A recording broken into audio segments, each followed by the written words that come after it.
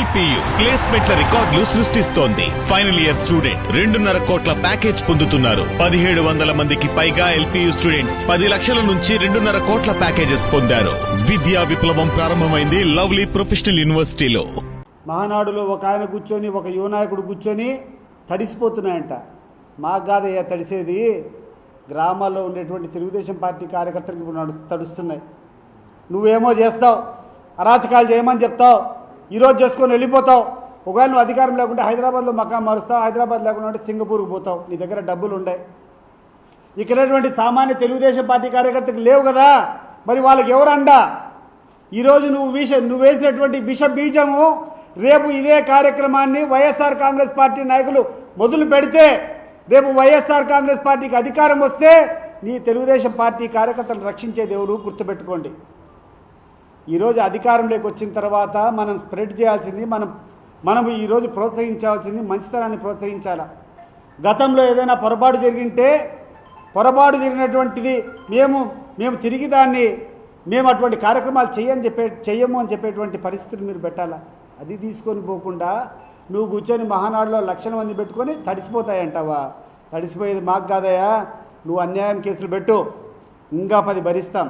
కానీ రేపు అధికారం రేపు నువ్వు రానప్పుడు నువ్వు మొగోడివైతే ఈ రాష్ట్రంలో ఉండాలా.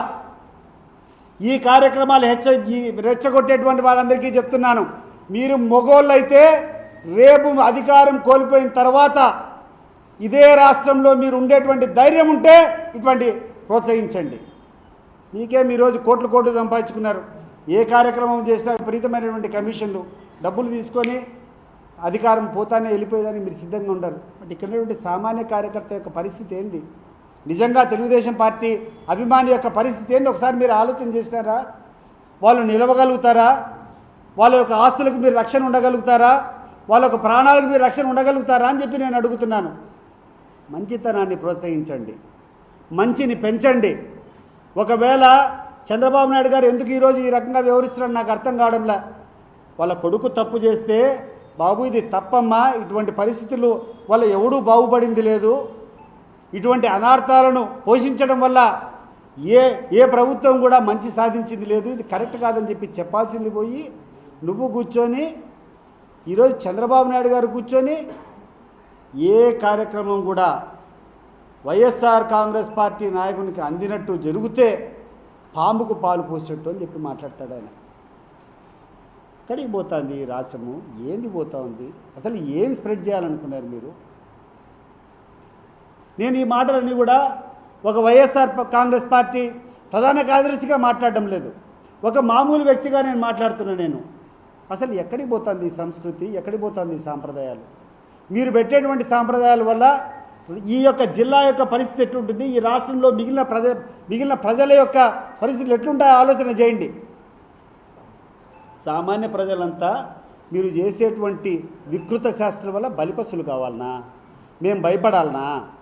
ఈరోజు పోలీసులు మీరు ఇట్లా దుర్వినియోగం చేసుకుంటూ ఎవరు పడితే వాళ్ళు కొట్టించుకుంటూ పోతూ ఉంటే సామాన్య ప్రజలకు రక్షణ ఎవరు కల్పిస్తారని చెప్పు. ఈ యొక్క పోలీస్ ప్రతిష్ట ఇంత ఘోరంగా దిగజారిపోయిన తర్వాత ఈ పోలీసు యొక్క వ్యవస్థ యొక్క గౌరవం ఎవడు కాపాడతాడు చెప్పండి? నాకు అర్థం కావడంలా. ఈరోజు కొంతమంది చేరినారని చెప్తున్నారు, కొన్ని లక్షల మంది మహానాడుకు వచ్చినారు, గ్రాండ్ సక్సెస్ అని చెప్తున్నారు. What is grand success? ఇదే చంద్రబాబు నాయుడు గారు వెంటబడి నేనున్నా 27 ఏళ్ళు. ఆయన అధికారం లేనప్పుడు ఇక్కడ అనేక సార్లు మీటింగులు పెట్టాం. ఈడ మీటింగులు పెడితే ఒక చిన్న కళ్యాణ మండపం తీసుకుంటే ఆ కళ్యాణ మండపంలో కూడా పట్టేటువంటి జనాలు కూడా లేరు. నిజంగా చెప్తున్నాను, నేనున్నా ఆ రోజు తెలుగుదేశం పార్టీలో యాక్టివ్గా ఉన్నాను. విపరీతంగా మా వాళ్ళందరినీ మొబిలైజ్ చేసి తీసుకొని వస్తే పట్టక 1000 మంది కూడా కెపాసిటీ కళ్యాణ మండపం నిండాలంటే కష్టంగా ఉండేది. మరి ఈరోజు అధికారం ఉందని చెప్పి ఈరోజు లక్షల మంది అధికారం ఉంటే వస్తారు. అదే నువ్వేం డబ్బా కొట్టుకోవాల్సిన అవసరంలే. అది బలుపు కాదు, వాపు. నీ అధికారం కోసం నువ్వు ఏదైనా చేస్తే 4 రూపాయలు వాళ్తాయో, 4 పనులు జరుగుతాయో అని చెప్పి అవకాశవాదులు వచ్చేటువంటి కథ, దాని గురించి నువ్వు ఆలోచన చేసేది కాదు. ఆలోచన చేయాల్సింది ఈరోజు చంద్రబాబు నాయుడు ఈ జిల్లాలో వచ్చి నువ్వు పెట్టినావు, మహానాడు పెట్టినావు. ఈ జిల్లాకి ఏం చేయాలా? ఈ జిల్లాకు సంబంధించినటువంటి మెడికల్ కాలేజ్ పులివెందుల్లో గవర్నమెంట్ మెడికల్ కాలేజ్ శాంక్షన్ అయితే 50 సీట్లు నిర్దాక్షిణ్యంగా నువ్వు వదులుకున్నావే, ఈరోజు ఎవరికి పోయినాయి ఆ 50 సీట్లు? ఈ ప్రాంతంలో ఉన్నటువంటి నిరుపేదలకు దక్కాల్సిన సీట్లు కాదా అది? నువ్వు కూర్చొని ప్రైవేట్ కాలేజీలకు అప్పచెప్తావు, అపోలో అంటావు, ఇంకోటి అంటావు. ఈరోజు అపోలో కాలేజీలో డొనేషన్ ఎంత తెలుసా మీకు? మీకు ఒకసారి హైదరాబాద్లో పోండి, ₹1,00,00,000 పైన డొనేషన్ కట్టాలా, ₹1,00,00,000 పైన డొనేషన్ కట్టాలా. పోస్ట్ గ్రాడ్యుయేషన్ పోతే 3 కోట్లు 4 కోట్లు పోస్ట్ గ్రాడ్యుయేషన్కి సీట్లు కావాలంటే 4 కోట్లు డొనేషన్ కట్టాలా. మరి అటువంటి వ్యక్తుల మీద, ప్రైవేట్ వ్యక్తుల మీద పెడుతుండవే, గవర్నమెంట్ కాలేజీ వచ్చినటువంటి పరిస్థితి తీసుకొని పెడుతున్నావే, ఏం చేస్తావు ఈ జిల్లాకు? ఈరోజు జిఎన్ఎస్ఎస్ నుంచి హెచ్ఎన్ఎస్ఎస్కు లింకప్ ప్రాజెక్ట్ కాలేటి వాగు ద్వారా వేంపల్లి దగ్గర నుంచి లిఫ్ట్ ఇరిగేషన్ స్కీమ్ జరుగుతూ ఉంది. ఆల్మోస్ట్ అంతిమ దశలో ఉంది. ఈ ప్రభుత్వం పోయినప్పటి నుంచి పనులన్నీ ఆపేశావు. ఏం చెప్పాలనుకున్నావు ఈ జిల్లా ప్రజలకు? నువ్వు చెప్పు. ఈనటువంటి తెలుగుదేశం పార్టీ నాయకులకు అందరినీ కూడా అడుగుతున్నా.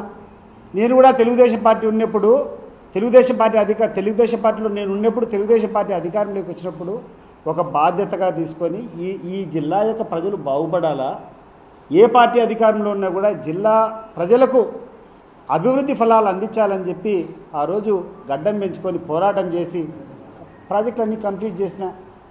మీరు ఆ రకంగా కంప్లీట్ చేయండి. ఈరోజు మాదేదో గ్రాండ్ సక్సెస్ అంటున్నావు. తెలుసో తెలియకో నీకు ఇచ్చిన అధికారం, నీకు ఇచ్చినటువంటి అధికారానికి, అధికారం పరమావధి కాదు, నీకు ఇచ్చినటువంటి అధికారంలో ఏమేం పనులు మేము ప్రజలకు చేయగలిగినాం చెప్పినటువంటి రోజు నువ్వు స్వేచ్ఛగా హ్యాపీగా బతకచ్చు. అంతేగాని ఈరోజు పెద్ద పెద్ద లక్షల జనం వచ్చినారంటే అధికారం ఉంది కాబట్టి, నువ్వు డబ్బులు ఖర్చు పెట్టినావు కాబట్టి, తోలినావు కాబట్టి వచ్చినారు. అదే పరిస్థితి ఒక 5 సంవత్సరాలు వెనకేసుకో. ఒక 5 సంవత్సరాల వెనకలు ఇక్కడ కడపలోనే మీటింగ్ పెడితే ఎంతమంది వచ్చినా ఒకసారి క్లిప్పింగ్ తీసుకొని చూసుకుంటే మీకు అర్థమవుతుంది. ఇది వాపా బలుపా మీకు అర్థమవుతుంది. అధికారం ఉందని చెప్పి లక్షల మంది తోలినంత మాత్రం గొప్ప కాదు. ఈ అధికారం ఉండేటప్పుడు